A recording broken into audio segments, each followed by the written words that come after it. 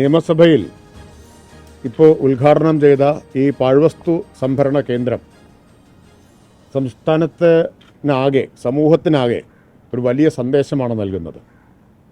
കേരളത്തിൽ കഴിഞ്ഞ 2 വർഷം കൊണ്ട് പാഴ്വസ്തു സംഭരണ കേന്ദ്രങ്ങളുടെ എണ്ണത്തിൽ 3 ഇരട്ടി വർധനവുണ്ടാക്കാൻ കഴിഞ്ഞു. മാലിന്യമുക്ത നവകേരളം ക്യാമ്പയിൻ്റെ ഭാഗമായിട്ട് മാലിന്യ നീക്കത്തിൽ സർവകാല റെക്കോർഡ് കൈവരിച്ച വർഷമാണിത്. 61,666 ടൺ, നേരത്തെ ഉണ്ടായിരുന്നതിൻ്റെ ഇരട്ടി നമുക്ക് ഒറ്റ വർഷം കൊണ്ട് ശേഖരിക്കാൻ കഴിഞ്ഞിട്ടുണ്ട്. എന്നാൽ അത്യപൂർവം സ്ഥലങ്ങളിൽ ഇപ്പോഴും ഇതുപോലുള്ള പാഴ്വസ്തു സംഭരണ കേന്ദ്രങ്ങൾ സ്ഥാപിക്കുന്നതിനെ പോലും എതിർക്കുന്ന സ്ഥിതിയുണ്ട്. കേരളത്തിൽ 10ഓളം തദ്ദേശ സ്ഥാപനങ്ങളിൽ, 1034-ൽ 10ഓളം തദ്ദേശ സ്ഥാപനങ്ങളിൽ മാത്രമാണ് പാഴ്വസ്തു സംഭരണ കേന്ദ്രങ്ങൾ ഇല്ലാത്തത്. അത് പലതും പൊതുജനങ്ങളുടെ പ്രതിഷേധവും എതിർപ്പും മൂലമാണ്. ആ പ്രതിഷേധവും എതിർപ്പും ഒരു ന്യായവുമില്ലാത്തതാണ്. അതൊരു സാമൂഹിക വിരുദ്ധമായിട്ടുള്ള എതിർപ്പാണ്.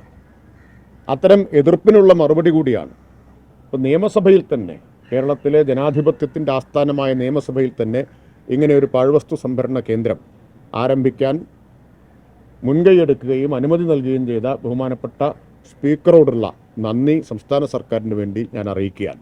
കാരണം ഇതൊരു വലിയ സന്ദേശം നൽകുന്നുണ്ട്.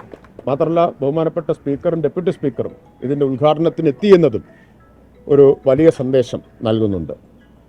മുഴുവൻ MLA-മാരും ആയിരക്കണക്കിന് ജീവനക്കാരും എല്ലാം പ്രവർത്തിക്കുന്ന ഈ നിയമസഭയിൽ ഇതുപോലെ പാഴ്വസ്തു സംഭരണ കേന്ദ്രം ആരംഭിക്കാമെങ്കിൽ, അത്രയും ആളുകൾ, ആയിരക്കണക്കിന് ആൾ വരുന്ന സ്ഥലമാണ്, അവിടെ ആരംഭിക്കാമെങ്കിൽ മറ്റെവിടെയും ഇത് ആരംഭിക്കുന്നതിന് തടസ്സമില്ല എന്ന സന്ദേശമാണിത് നൽകുന്നത്. ഇപ്പോൾ കേരള നിയമസഭ ഒരു വലിയ മാതൃക ഒരിക്കൽ കൂടി സൃഷ്ടിച്ചിരിക്കുകയാണ്.